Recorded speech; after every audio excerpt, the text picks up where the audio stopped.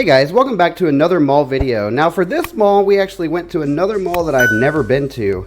And when I was planning to go to this place, I assumed it was just going to be another basic mall video. But I was actually completely wrong because this mall turned out to be one of the most unique malls that I've ever been to. And I'm really glad that I got to go. So join me as we travel to Jackson, Michigan to see the Jackson Crossing Mall. So as I said, I wasn't expecting this mall to be anything special other than just a basic everyday mall. But when I got there and pulled into the parking lot, and I actually still thought that because when you pull into the front parking lot, it actually looks like an old strip mall that was enclosed at some point, and it turns out that's actually what it is. So however, once you get inside the mall and see what it really is in there, there's so many different places that you can go inside there that you would have no idea exist unless you actually do go inside, because if you drove by it and just looked at it, the front of the mall is very deceiving. So this mall was built in 1960, and originally it was an outdoor mall, and that does explain why it looks like an old strip mall from the front when you pull into the parking lot. And there is actually another mall in this same town that's just a few minutes from here, and I did film that mall on the same day, and I'll have a video of that eventually here also. But once that mall was built, this mall, Jackson Crossing, did end up converting into an enclosed mall, and that was in 1973.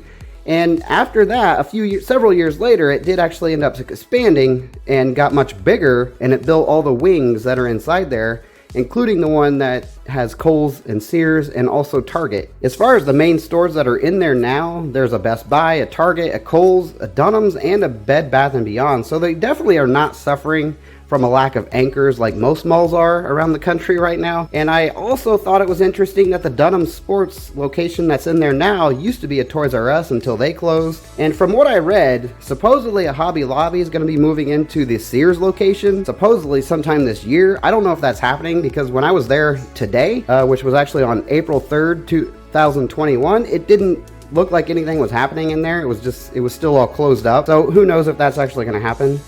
But this mall has such a unique feel to it because at some points you feel like you're in a dark basement with stores in it, and then suddenly you'll walk into a really bright, sunny atrium with plants in it and places to sit. And then it definitely does have a 1960s feel to it when you're in the original part of the mall, but then suddenly it feels modern again when you go into one of the expanded areas. So it's definitely a mix of old and new, and it really works because it feels so unique in there, and it's one of the most interesting malls that I've actually ever been to. But I'll stop talking now and let you enjoy the full walkthrough of the Jackson Crossing Mall.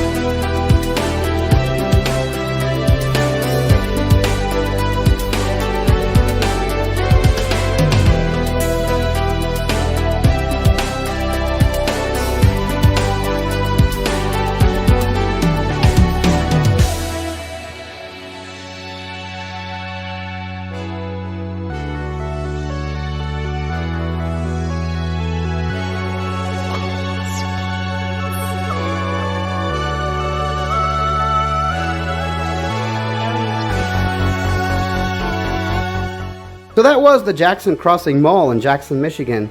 I hope you enjoyed the video, and hopefully you have a great Easter weekend and a great day, a great week, and thanks again.